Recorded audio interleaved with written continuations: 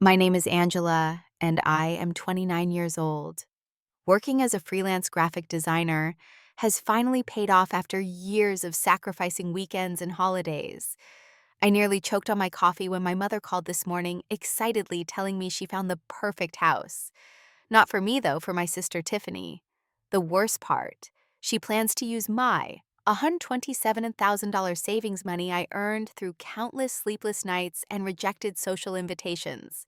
Before I tell you how I discovered my mother was trying to take my savings, let me know where you're watching from, and don't forget to subscribe to join me through these unbelievable life moments. Growing up in our modest suburban home in Pennsylvania, our family dynamics were clear from an early age. My mother, Susan, now 58, always had a special fondness for my younger sister, Tiffany, who's 26 now. Dad tried to balance things out when he was alive, but after losing him to heart disease 10 years ago, the favoritism became even more pronounced. Mom is the type of person who needs to control everything, from what we ate for breakfast to what careers we should pursue. She had opinions about it all. The problem was those opinions varied drastically depending on which daughter she was addressing. For me, it was always about independence, responsibility, and making smart choices. For Tiffany, it was protection, support, and understanding. I remember my 16th birthday when I asked for driving lessons. Mom said I needed to save up for them myself because learning financial responsibility is important at your age. Just 6 months later, when Tiffany turned 16, Mom surprised her with not just driving lessons, but a used car. When I questioned the disparity, Mom simply said, "Your sister needs more help than you do. You're naturally more capable." That phrase haunted my childhood. You're naturally more capable. It wasn't a compliment, it was an excuse to give me less support. Dad was different. A kind-hearted accountant with gentle eyes and a patient demeanor, he would often slip me $20 when Mom wasn't looking, or help me with school projects late into the night. "Angela," he would say, "never let anyone diminish your worth, even family." I think he saw the pattern forming, but felt powerless to completely change it. After high school, I applied to several colleges and received a partial scholarship to a state university for graphic design. Mom made it clear that the remaining tuition was my responsibility. "College is expensive, Angela. We need to save money for Tiffany's education in a few years." So I worked 2 jobs throughout college, waiting tables in the mornings and weekends, and interning at a local marketing firm during afternoons. I lived off campus in a tiny apartment with 3 roommates to save money. Despite the exhaustion, I maintained a 3.8 GPA and built a solid portfolio. Meanwhile, Tiffany dropped out of community college after 2 semesters, claiming it wasn't the right environment for her. Mom completely understood, of course.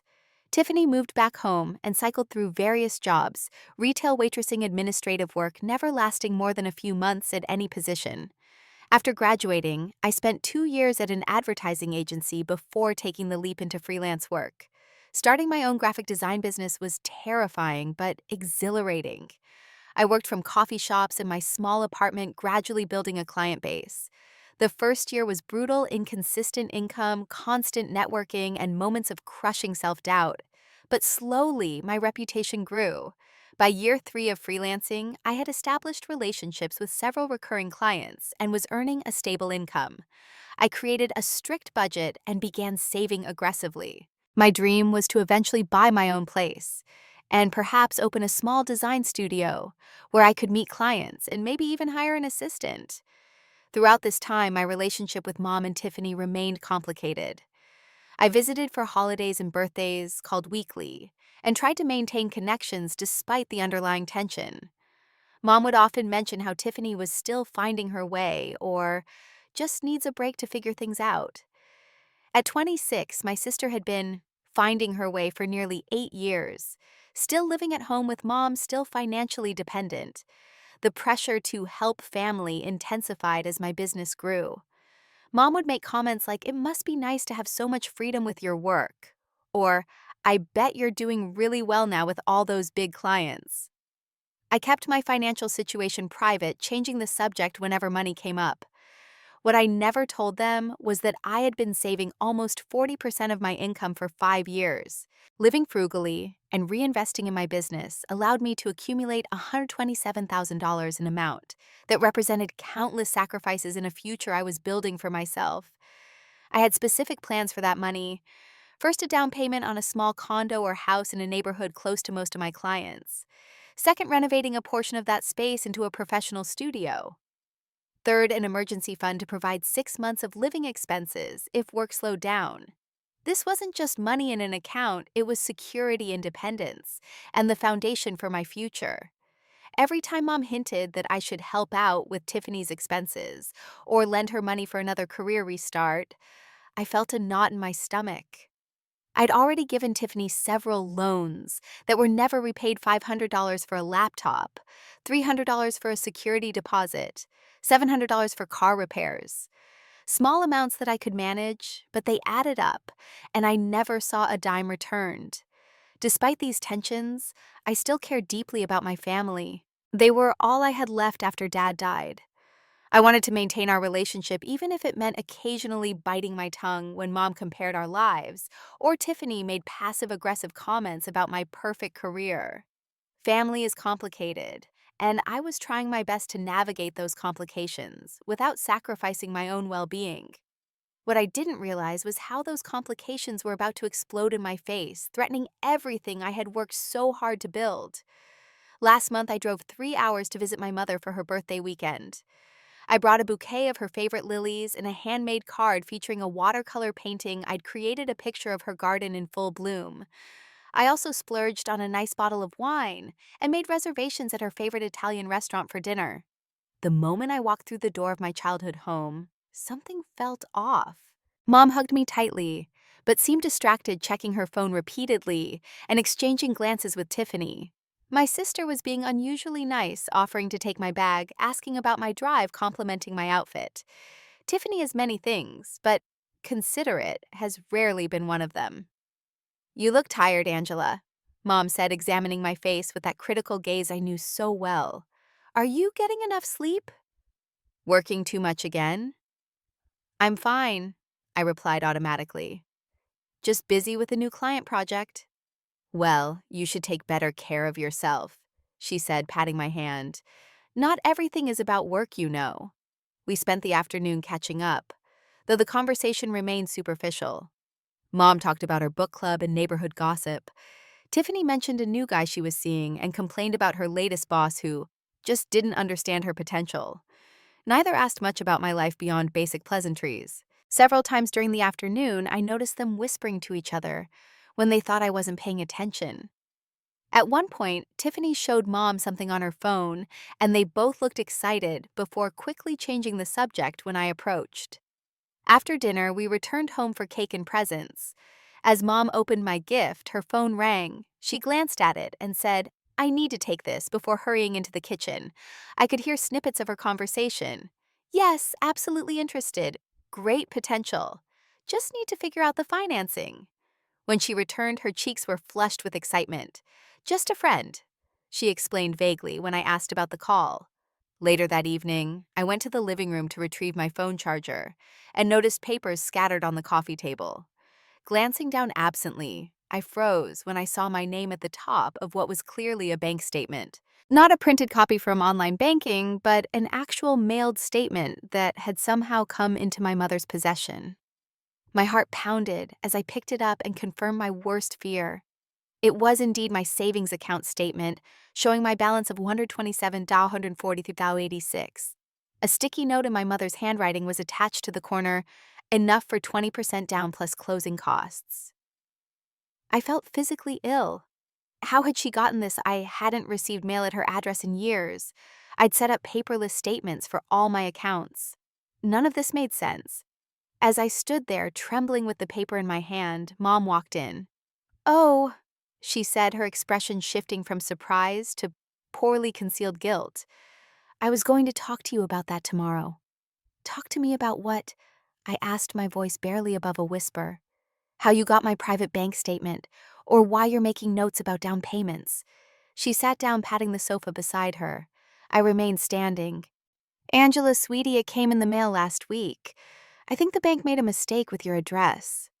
I was going to give it to you, but then I saw how well you're doing and I got to thinking. You got to thinking what? I interrupted, anger rising. That my private financial information was yours to analyze, to make plans with. Don't be dramatic, she said dismissively. We're family. I was just curious about how your business was going. You never tell me anything. Because my finances are private. This isn't curiosity, Mom. This is an invasion of privacy. She sighed dramatically. I think you're overreacting. It's not like I did anything wrong. The mail came here, I opened it thinking it was mine. An honest mistake. But the sticky note with calculations told a different story. This wasn't an innocent mistake, she had been planning something. What's the note about, Maya? I pressed. Down payment and closing costs. Before she could answer, Tiffany appeared in the doorway, her expression instantly changing when she saw what I was holding. Oh, she said, echoing Mom. I guess we're talking about this now. Talking about what? I demanded, looking between them. What exactly have you two been planning behind my back? Mom shot Tiffany a warning look. Nothing concrete. We were just discussing possibilities. Tiffany, never good at subtlety, blurted out, Mom thought maybe you could help me get settled. You know, since you're doing so well and I'm still struggling. The realization hit me like a physical blow. They weren't just snooping, they were making plans for my money. Money they had no right to even know about, let alone allocate. Help you get settled, I repeated incredulously. With $127,000 of my money. Not all of it, Mom interjected quickly. Just enough for a down payment on a small starter home for Tiffany. Property is a good investment, and she needs stability to really focus on finding the right career path. I couldn't believe what I was hearing. The audacity was breathtaking. I've been saving for 5 years, I said, my voice shaking. Working 60-hour weeks, taking on extra projects, skipping vacations. This money is for my home, my business, my future. Don't be selfish, Angela, Mom said, her tone hardening. Family helps family. Your sister needs this more than you do. There it was again, the same justification I'd heard my entire life. Tiffany always needed things more than I did. Tiffany was always the priority. I took a deep breath, trying to stay calm. How exactly did you get my bank statement? I don't have mail delivered here anymore. Mom shifted uncomfortably. I may have called the bank a while back. They were doing identity verification and asked for your address. I just gave them mine instead of yours, for convenience. The deception was even worse than I'd imagined. This wasn't a one-time snooping incident. She had deliberately diverted my financial information to her house, likely for months. I left early the next morning, unable to stay in that house a minute longer. The birthday celebration was effectively over. As I drove home in silence, my mind raced with questions and concerns. How much did they know about my finances? What else had they been planning? And most importantly, what was I going to do now? The following Tuesday, my phone rang while I was in the middle of a design project. Seeing my mother's name on the caller ID, I almost didn't answer, but curiosity won out. Angela, Mom exclaimed, her voice bubbling with excitement. I found it, the perfect house. 3 bedrooms, 2 baths in that new development near Springwood Park. The school district is excellent for when Tiffany eventually has children. I sat in stunned silence as she continued rattling off details about square footage, a newly renovated kitchen, and the community pool access. Mom, I finally interrupted. Why are you telling me this? Well, I've scheduled a viewing for this Saturday at 11 a.m. The realtor says there's already interest, so we need to move quickly if we want to secure it. I figured you'd want to see the property since you'd be providing the down payment. The casual way she said it, as if we'd already agreed to this arrangement, left me speechless for several seconds. Mom, I never agreed to buy Tiffany a house. We're not doing this. She sighed, that familiar sound of disappointment I'd heard throughout my childhood. Angela, we talked about this. Your sister needs stability. You have all this money just sitting in an account while Tiffany struggles to make rent on that awful apartment with the roommates who steal her food. We didn't talk about anything, I countered. You snooped through my private financial information and made plans for my money without my consent. That's not a discussion.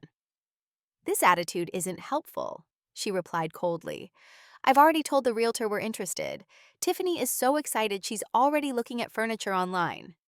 My stomach dropped. You told Tiffany I agreed to this, mom? That's completely inappropriate. I told her you would help because that's what family does. Your father would be very disappointed in your selfishness right now. The mention of my dad using his memory as emotional leverage was the last straw.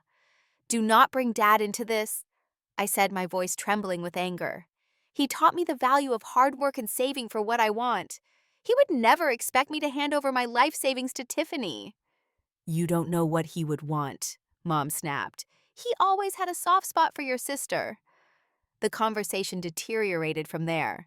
By the time we hung up, Mom had accused me of abandoning my family, being selfish, and caring only about money. I sat at my desk shaking with anger and hurt, unable to focus on work for the rest of the day. The next morning, I received a text from a number I didn't recognize. Hi, Angela, this is Diane Matthews from Countryside Realty. Looking forward to meeting you Saturday at 11 for the viewing on Oakwood Drive. Your mother speaks so highly of you. It's wonderful what you're doing for your sister. I nearly threw my phone across the room. Not only had Mom scheduled the viewing without my agreement, but she'd also given my contact information to the realtor and apparently told her I was buying a house for Tiffany. Rather than responding to the text, I decided to call the realtor directly. When she answered, I calmly explained that there had been a misunderstanding, and I would not be attending any house viewings or purchasing property for my sister. Oh, Diane said, clearly uncomfortable. I see. Your mother seemed quite certain. She mentioned you had set aside funds specifically for this purpose. That's completely false, I replied. I'm sorry you were misled. After hanging up, I received an immediate call from my mother, who was furious. Why would you embarrass me like that? She demanded. I had to convince Diane to even take us on as clients in this market. I'm not embarrassing you, Mom. I'm setting the record straight. I never agreed to buy Tiffany a house, and I'm not going to. The realtor showed me the comps for the neighborhood. With your down payment, Tiffany's mortgage would only be about $1,500 a month. That's completely reasonable. I took a deep breath. Mom, listen carefully. I am not giving Tiffany $127,000. Not for a house, not for anything. That money is for my future. You're being incredibly selfish, she hissed. Your sister deserves a fresh start. And I deserve to keep what I earned, I replied before ending the call. Later that day, I received an email that made my blood run cold. It was a forwarded message from the realtor to my mother dated 3 weeks earlier, long before I discovered the bank statement. The email discussed properties that might suit Tiffany's needs and mentioned the budget we discussed, assuming a down payment of approximately $125,000. They had been planning this for weeks, possibly months. I called my best friend Julia and told her everything. Her outrage matched my own. That's theft, Julia said bluntly. They were literally planning to take your money. I don't think they see it that way, I replied. In their minds, family resources should be shared, with Tiffany's needs coming first as always. Have you checked your credit, made sure they haven't opened anything in your name? Julia asked. I hadn't considered that possibility, which sent a new wave of panic through me. That night, I pulled my credit reports and scrutinized every entry. Thankfully, there were no unauthorized accounts or inquiries. But the fact that I even had to check felt violating. At work the next day, I mentioned the situation to a colleague who had recently gone through a difficult family estrangement. He recommended speaking with a financial advisor to ensure my accounts were properly secured. Family financial exploitation happens more often than people think, he told me. My cousin nearly lost his retirement savings to his brother's business opportunity. It's worth taking precautions. As word spread among my close friends and coworkers, the support I received was overwhelming. Several people shared similar stories about family members who felt entitled to their money. One friend's mother had taken out credit cards in her name while she was in college. Another had an uncle who constantly pressured family for investments in questionable schemes. Their stories made me realize I wasn't alone, but they also highlighted the seriousness of the situation. This wasn't just a disagreement about money. It was a fundamental breach of trust and boundaries that threatened my financial security and future. As the week progressed, the pressure from my mother and sister intensified. Tiffany began texting me photos of furniture and paint samples. What do you think of this for the guest bedroom? You can stay there whenever you visit. When I didn't respond, she called, crying about how she'd already told her friends she was buying a house. I'll look like such a failure if it falls through now, she sobbed. My mother enlisted other family members, including my aunt and two cousins, who began calling to tell me how blessed I was to be in a position to help Tiffany and how family should come first. It became clear that my mother had been telling a very one-sided story, portraying me as a wealthy, selfish daughter, unwilling to help her struggling sister. The pressure was intense and exhausting. By Friday, I knew I needed to address the situation head-on before it spiraled further out of control. I made the difficult decision to confront my mother and sister in person once and for all. I drove to my mother's house Saturday morning, arriving deliberately at 10:30 a.m., half an hour before the scheduled house viewing. Both Mom and Tiffany seemed surprised to see me. Mom looked nervous, while Tiffany appeared momentarily hopeful, probably assuming I'd changed my mind. "I'm not here for the viewing," I said firmly as I walked in. "I'm here to clear things up once and for all." Mom's living room was the same as it had always been: floral sofa, my father's recliner that no one was allowed to sit in, any more family photos on every surface. I'd always found it comforting, but today it felt suffocating. "We need to leave soon," Mom said, checking her watch. "Diane doesn't like to be kept waiting." "You can cancel the appointment," I replied, "because I'm not going and I'm not paying for a house. That's what we need to discuss." Mom's expression hardened. "Angela, I don't know why you're being so difficult about this. It's just money. You can always make more with your successful business." Those words, "just money," ignited something in me. 5 years of sacrifices dismissed as just money. "It's not just money," I said, my voice surprisingly steady. "It's 5 years of my life. It's every weekend I worked while my friends were enjoying themselves. It's every vacation I didn't take. Every night I stayed up until 2 a.m. finishing client projects. Every cheap apartment with roommates instead of my own place. Every time I said no to something I wanted because I was saving for my future." Tiffany rolled her eyes. "You're being so dramatic. It's not like we're asking for all of it." "You're asking for most of it," I countered. "And you didn't even ask, you planned to take it. You went behind my back, accessed my private financial information, and made plans for my money without my knowledge or consent." Mom sat down, her expression a mixture of frustration and calculation. "Angela, I understand you're upset about how this happened. Maybe we should have approached it differently, but the fact remains that your sister needs help and you're in a position to provide it." "That's not your decision to make," I replied. "And this isn't about whether Tiffany needs help or not. This is about boundaries and respect." "Boundaries," Mom scoffed. "We're family, not business associates. Family helps each other."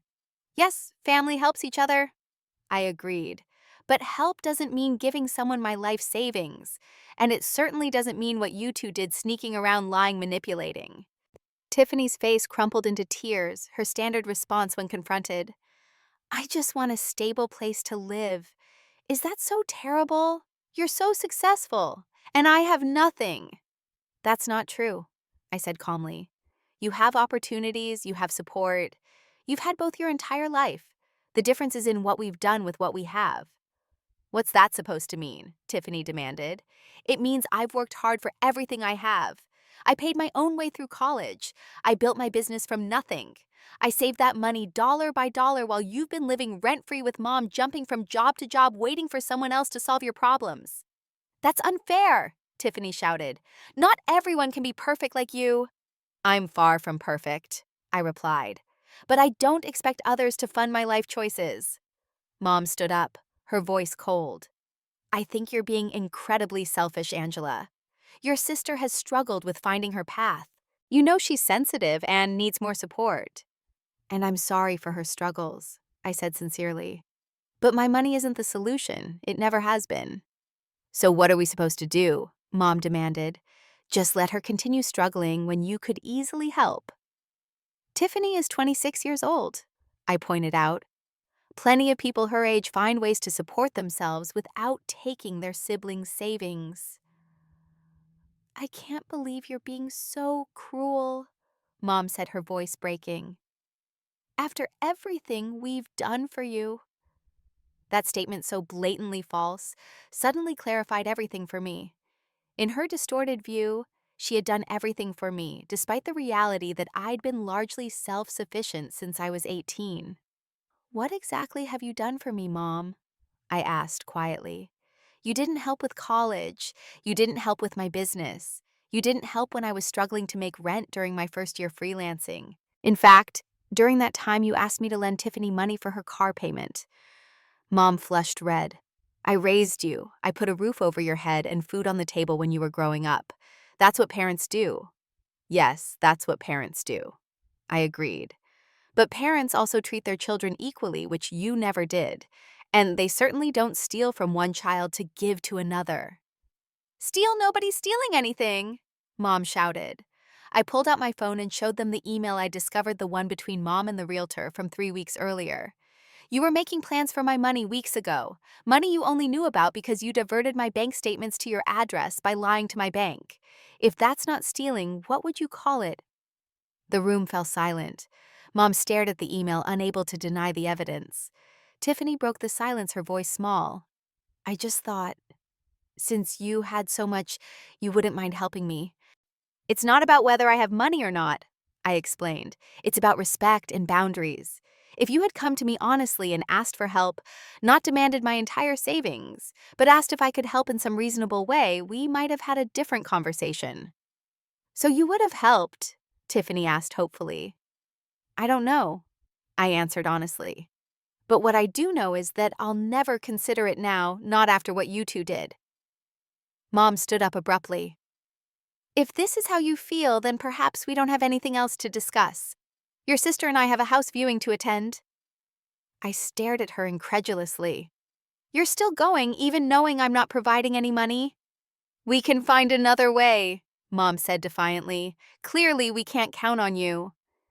In that moment, I saw with perfect clarity how my mother viewed me not as a daughter she loved, but as a resource to be mined for Tiffany's benefit. The realization was both heartbreaking and liberating. "I think I should go," I said, rising to my feet. "I've said what I needed to say." Mom didn't try to stop me. Tiffany just stared, her expression a mixture of resentment and disappointment. At the door, I turned back one last time. "Mom, I love you. And Tiffany, I love you too. But what you did was wrong, and I won't pretend otherwise. I hope someday you can see that." As I drove away, Mom's parting words echoed in my ears. "If you walk away now, don't expect things to be the same between us. Family stands together, Angela." Family stands together. But in her view, that meant I should stand silently, while they took everything I had worked for. For the first time in my life, I was choosing to stand alone instead, and somehow, despite the pain, it felt like the right choice. The next morning, I woke up with a sense of purpose I hadn't felt since discovering the bank statement. It was time to protect myself and my assets from further intrusion. My first call was to my bank. I explained the situation as calmly as possible, though my voice shook at times. "I need to understand how my mother was able to redirect my statements to her address," I told the customer service representative. "And more importantly, I need to make sure it never happens again." The representative, a kind woman named Samantha, expressed appropriate concern. "Let me look into this for you," she said, placing me on a brief hold. When she returned, her voice was apologetic. "It appears there was a change of address request processed about 6 months ago. The request came through our phone system, and the caller provided enough personal information to verify identity." 6 months. My mother had been intercepting my bank statements for half a year. "What information would someone need to make this change?" I asked. "Your account number, social security number, date of birth, and answers to your security questions," Samantha explained. All information my mother either knew or could easily access. Growing up, Mom had kept a family file with everyone's social security numbers and important documents.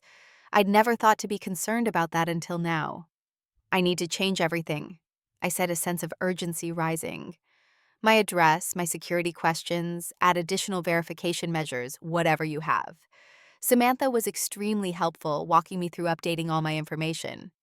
We changed my address back to my current one, set up new security questions my mother wouldn't know the answers to, added a verbal password requirement for phone interactions, and enabled two-factor authentication for online access. Is there any way to see if someone has attempted to access my account in other ways? I asked. I can check for login attempts and phone inquiries, she offered. The report she generated showed 4 phone calls to inquire about my balance in the past 6 months, all authenticated using my personal information. There were no unauthorized online login attempts, thankfully. I'd also recommend reviewing all transactions for any irregularities, Samantha suggested. I spent the next hour going through every transaction for the past year. Nothing seemed amiss, no transfers or withdrawals I hadn't authorized. But the fact that I had to check felt like another violation. After securing my bank accounts, I called a financial advisor a colleague had recommended.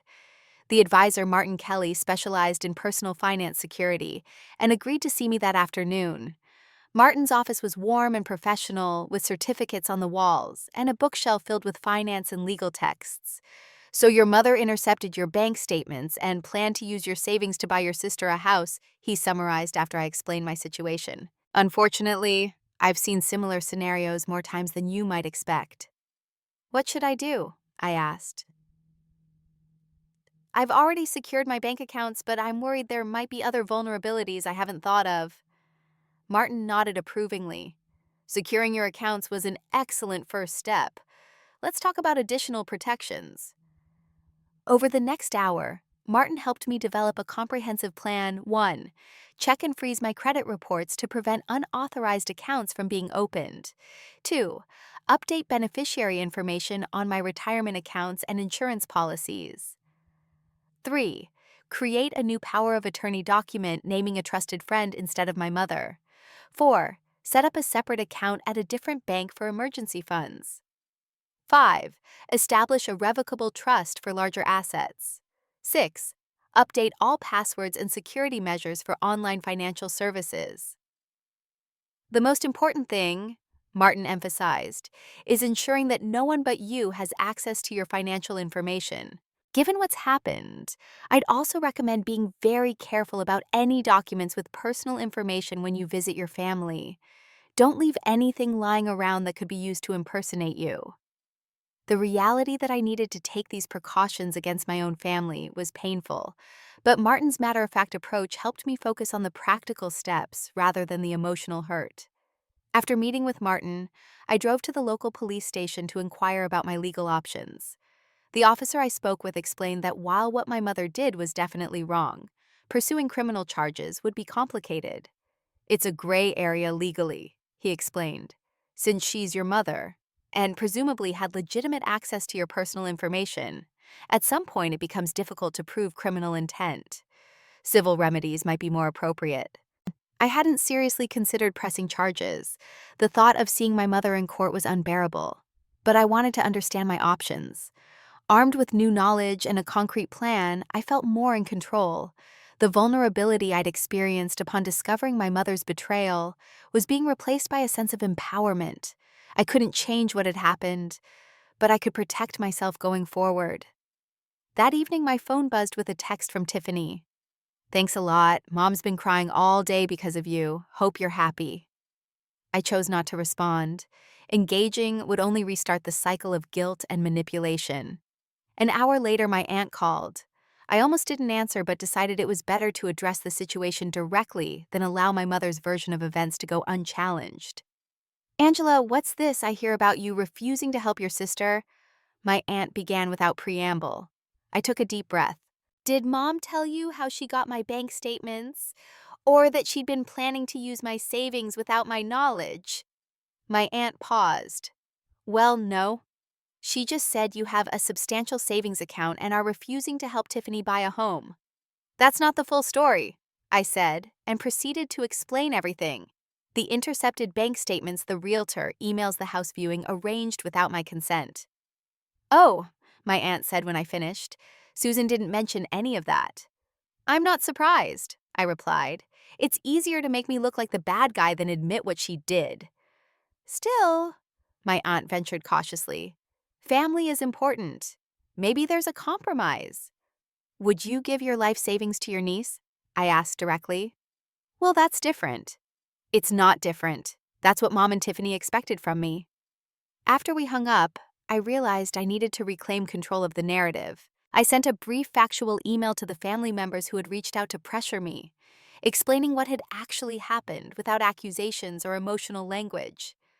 I didn't expect everyone to take my side, but at least they would have more accurate information.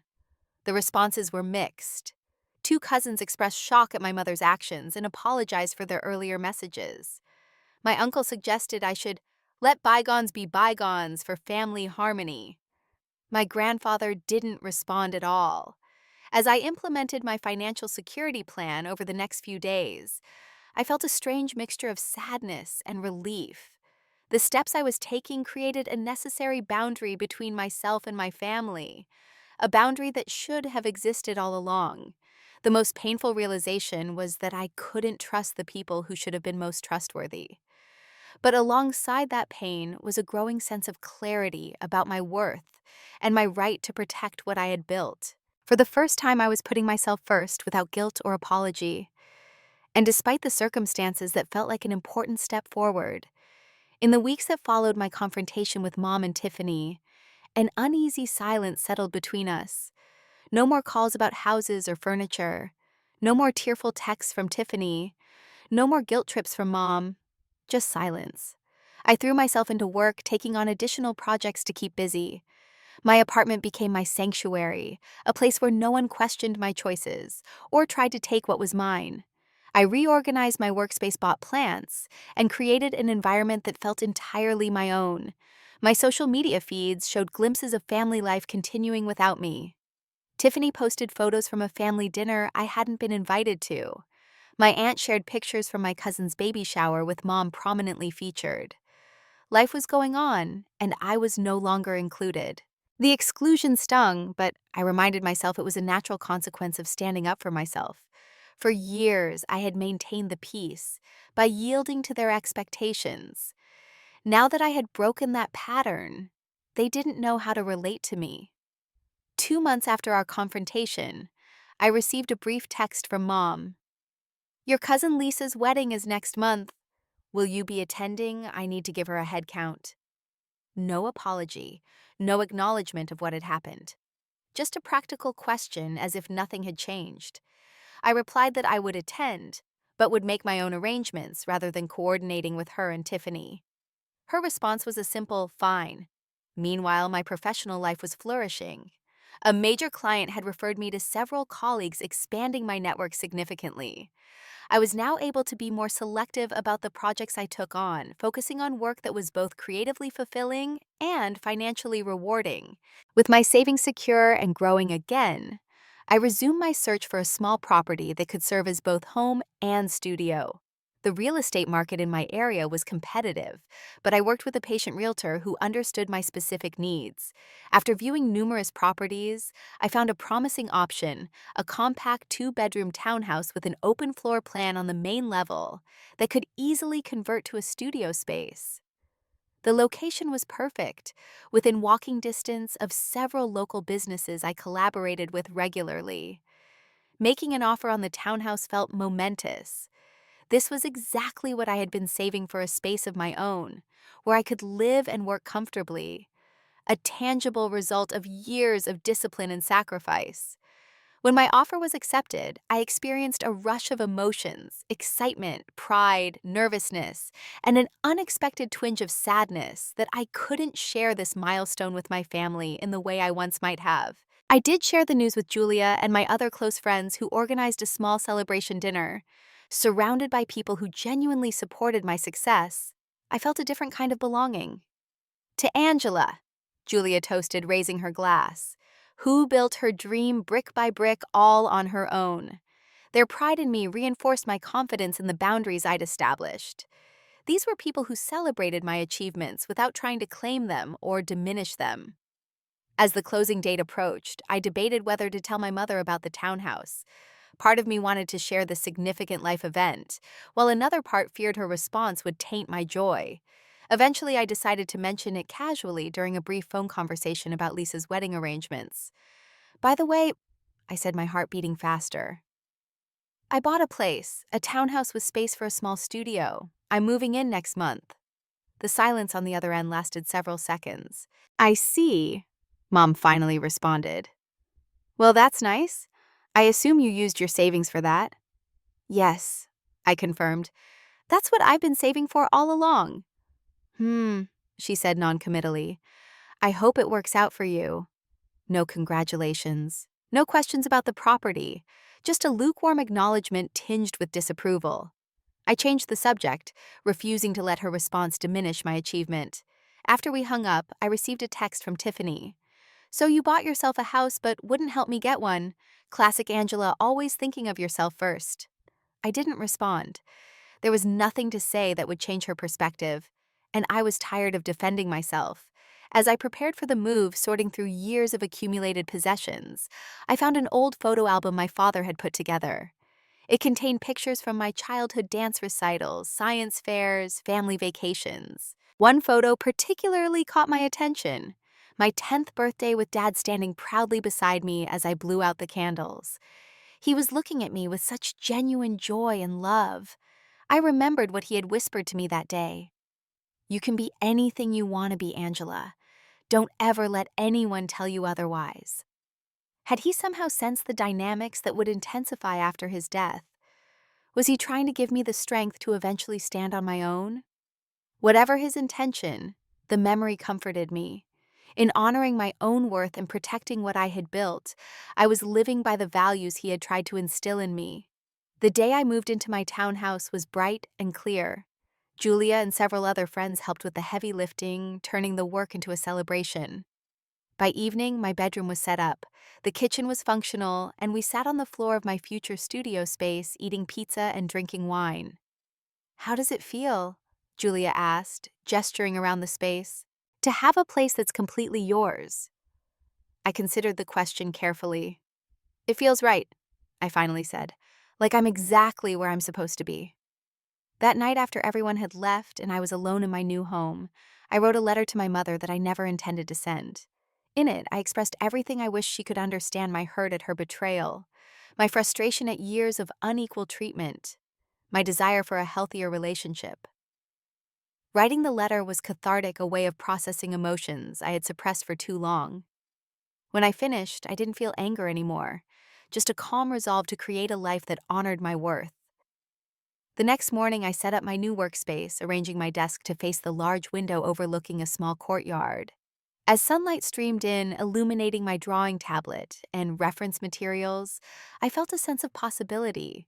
This was more than a physical space, it was a symbol of my independence and self-determination. Every element reflected my choices, my aesthetic, my priorities. For the first time in months, I felt completely at peace with my decision to protect my savings and invest in my own future. Whatever happened with my family relationships going forward, I knew I had made the right choice for myself. And that knowledge was worth more than any amount of money in my bank account. 3 months after moving into my townhouse, I stood in my newly completed studio space, surrounded by natural light, organized supplies, and the gentle hum of my computer. The transformation from empty room to functional workspace had been gradual but deliberate, with each addition reflecting my personal and professional needs. A custom drafting table occupied one corner, positioned to catch the morning light. My computer setup, dual monitors tablet, and ergonomic keyboard dominated another wall. Open shelving displayed reference books, material samples, and small inspiration pieces. A comfortable seating area for client meetings completed the space. This was exactly what I had envisioned when saving that $127,000 a place that was both home and creative headquarters, designed specifically for my work and well-being. My business had expanded since the move. The professional environment allowed me to host client meetings rather than traveling to coffee shops or their offices. Several new clients had signed on after visiting the studio, impressed by both the space and what it represented about my commitment to my craft. Lisa's wedding had come and gone, an awkward affair, where Mom and Tiffany maintained a cool distance, speaking to me only when necessary. I'd attended the ceremony, offered sincere congratulations to the bride and groom, and left early feeling like a stranger in what had once been my extended family. In the months following our confrontations, I'd received occasional updates about my sister and mother through mutual acquaintances. Tiffany had apparently found a job at a local boutique and was dating someone new. Mom had joined a travel group for seniors and taken a weekend trip to Atlantic City. Life had continued for all of us, following separate paths. Then one Tuesday afternoon, as I was finishing a project, my phone rang with my mother's number. "Hello," I answered, bracing myself. "Angela," she said, her voice sounding older somehow. "I was wondering if we could talk." "We're talking now," I replied cautiously. "In person, I mean. There are some things I'd like to discuss that would be better face to face." I hesitated, weighing the potential for another confrontation against the slim possibility of reconciliation. "All right," I finally agreed. "Would you like to come to my place?" The suggestion was deliberate, inviting her into my space rather than returning to hers, a subtle shift in the power dynamic. To my surprise, she accepted. We arranged for her to visit the following Saturday afternoon. I spent the days before her visit alternating between anxiety and hope. What did she want to discuss? Was this a genuine attempt to repair our relationship, or another strategy to access my resources for Tiffany? When Saturday arrived, I cleaned the townhouse thoroughly, prepared a simple spread of coffee and pastries, and waited. At precisely 2 p.m., the doorbell rang. Mom stood on my doorstep looking smaller than I remembered, or perhaps it was just the unfamiliar hesitancy in her posture. She held a small gift bag and a bouquet of daisies. "These are for you," she said, extending the flowers. "A housewarming gift. I know it's late, but—" "Thank you," I replied, accepting them and stepping aside to let her in. "Please come in." She entered slowly, looking around with undisguised curiosity. I gave her a brief tour, ending in the living room where I'd prepared coffee. "Your place is lovely," she said, sitting stiffly on the edge of the sofa. "You've done well for yourself." "Thank you," I said again, pouring coffee for us both. "It's exactly what I wanted." An awkward silence fell between us. Mom fidgeted with her coffee cup, clearly struggling to find the right words. "Tiffany found a new apartment," she finally said. "She's moving out next week. It's a nice place, small, but in a good neighborhood. She can afford it with her job at the boutique." "That's good to hear," I replied neutrally. Mom nodded, then took a deep breath. "Angela, I've been doing a lot of thinking these past few months about what happened about our relationship over the years. And I've realized," she paused, visibly struggling, "I've realized that I haven't always been fair to you." The admission, however vague, was unprecedented. Mom had never acknowledged any inequity in how she treated her daughters. "What prompted this realization?" I asked carefully. She set down her coffee cup. "After you bought this place, I kept thinking about what you said about working 60-hour weeks and sacrificing for years to save that money. It made me think about all the times you've worked hard and supported yourself, even when it was difficult." She twisted her wedding ring, a nervous habit she'd had for as long as I could remember. "And then last month, my friend Barbara's daughter moved back home after her divorce. Barbara was complaining about how challenging it was having an adult child dependent on her again. It made me think about Tiffany, who's been living with me all this time, and about you, who's been on your own since college." I remained silent, giving her space to continue. "I started to see a pattern I hadn't noticed before," she admitted.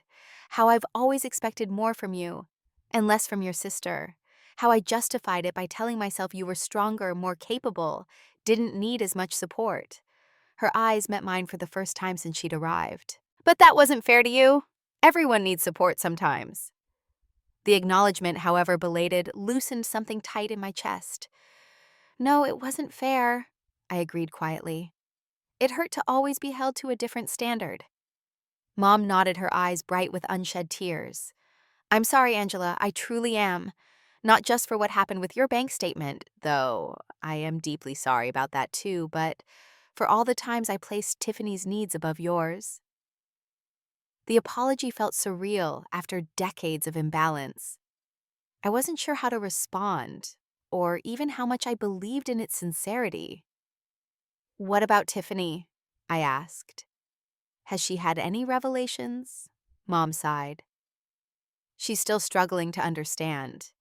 She's grown up with certain expectations about how things work in our family, but she is making progress finding her own apartment, keeping this job for more than a few months. It's a start. We talked for over 2 hours, covering painful memories and unspoken resentments. The conversation wasn't easy. There were moments of defensiveness on both sides, old patterns asserting themselves, but there was also a new willingness to listen and acknowledge. I don't expect everything to be fixed in one conversation, Mom said as she prepared to leave. But I hope we can start rebuilding our relationship, a different relationship based on mutual respect. I walked her to the door feeling emotionally drained, but cautiously optimistic. I'd like that, I said honestly. It won't happen overnight, but I'm willing to try if you are. She hesitated, then asked, Would it be all right if I called you next week? Perhaps we could have lunch somewhere. I'd like that, I repeated, surprised to realize I meant it. After she left, I sat in my studio watching the late afternoon sunlight create patterns on the floor. The conversation had been unexpected and imperfect, but it represented a possible turning point.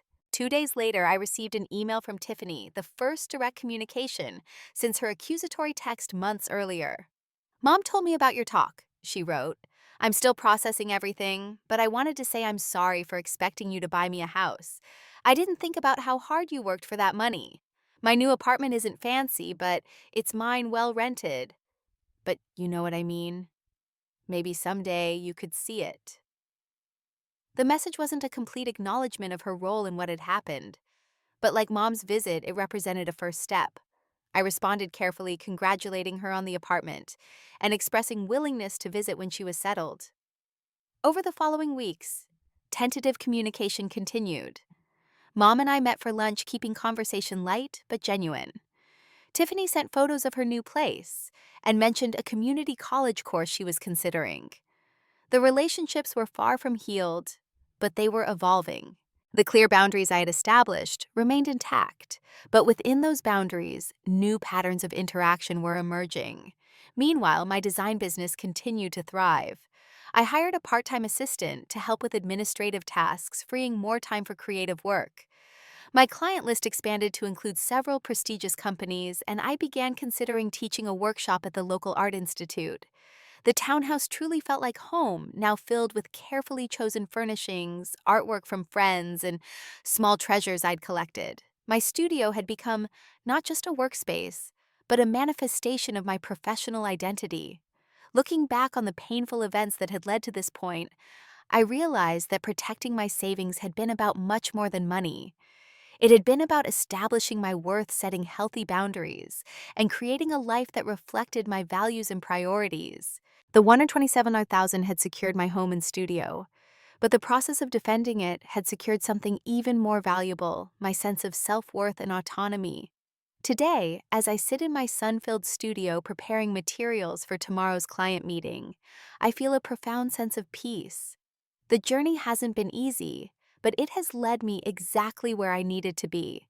The relationship with my family continues to evolve, sometimes forward, occasionally backward, always complex. But now it's based on clearer expectations and stronger boundaries. I no longer feel responsible for Tiffany's choices or defined by my mother's expectations. Instead, I am defined by my own choices, my own work, and my own vision for my life. And that, more than any amount of money, is the true treasure I've gained from this difficult experience. Have you ever had to protect something you worked hard for from someone who felt entitled to it? What boundaries did you set, and how did it change your relationships? Share your experiences in the comments, and don't forget to like and subscribe if this story resonated with you. Remember, standing up for yourself isn't selfish. It's essential for your well-being. Thank you for listening to my story, and I hope it helps anyone facing similar challenges with family and finances.